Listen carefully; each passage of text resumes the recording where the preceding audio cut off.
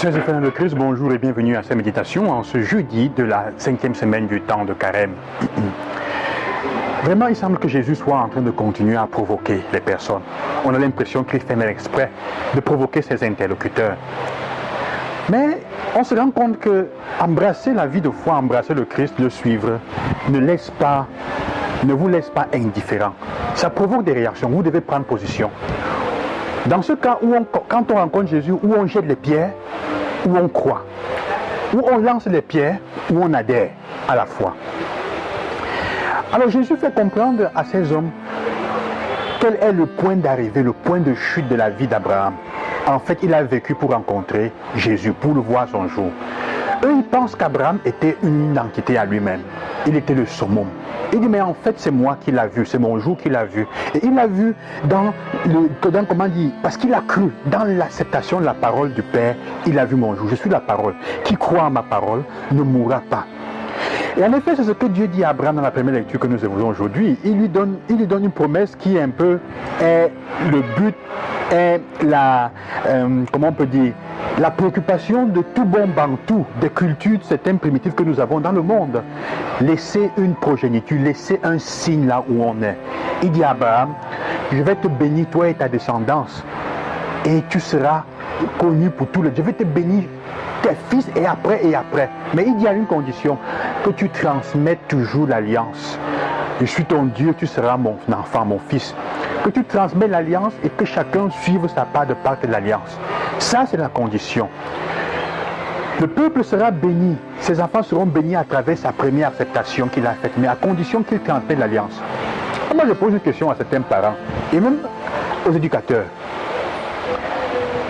Qu'est-ce que tu transmets? Aujourd'hui, on se plaint que les jeunes ne vivent plus les valeurs, la foi, ils font des décisions qu'ils ne doivent pas prendre, ils partent de l'église. Quel est le type d'alliance que nous transmettons? Est-ce que nous leur transmettons la foi, l'alliance au Seigneur comme elle doit être? Est-ce que tu peux dire en vérité que tu as transmis à tes enfants l'alliance pour leur permettre de la vivre et de l'écouter, des termes comme ça se doit pour qu'ils continuent à être bénis par le Seigneur?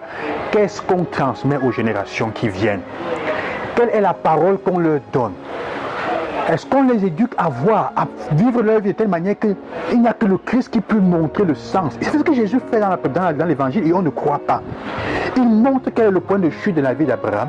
Il montre quel est le sens de sa vie. Il a vécu pour rencontrer le Christ. On dit, tu es fou.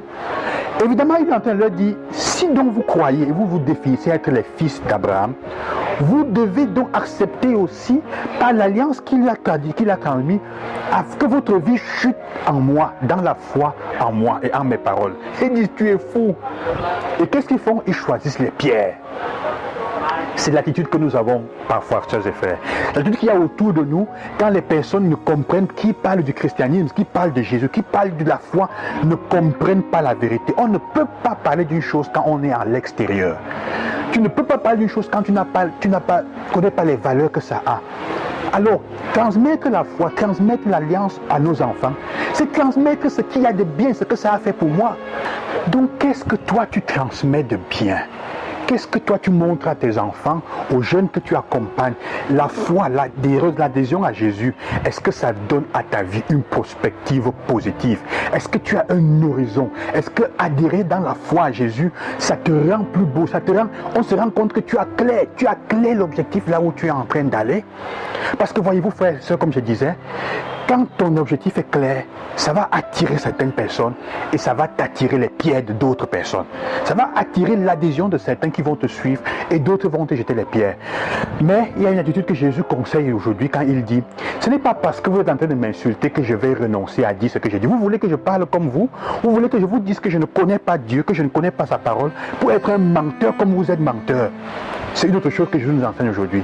Quand les gens ne savent pas, sont ébahis, sont éblouis par quelque chose que vous êtes en train de croire et qui est difficile pour eux et pour elles, comme l'adhésion à la foi dans le Dieu de Jésus-Christ, on cherche à dénigrer ça en quoi vous croyez. Si vous n'êtes pas assez libre, vous allez devenir un menteur, une menteuse à vous-même, à ce en quoi vous croyez. Vous allez régner ce que vous croyez, ce qui a fait votre vie jusqu'à ce moment pour embrasser de fausses voies, pour embrasser des voies que votre conscience refuse. C'est pour ça que je disais hier, il faut faire attention à combattre pour votre liberté. Et autour de vous, quand on ne vous comprend pas, et on se rend compte que ce que vous professez, la foi, votre vie a un but, c'est clair, ça chute, et les gens n'arrivent pas à trouver un but à leur vie comme vous, même avec les mêmes idéaux, alors on va vous lancer des pierres ou on va vous demander comment est-ce que tu fais.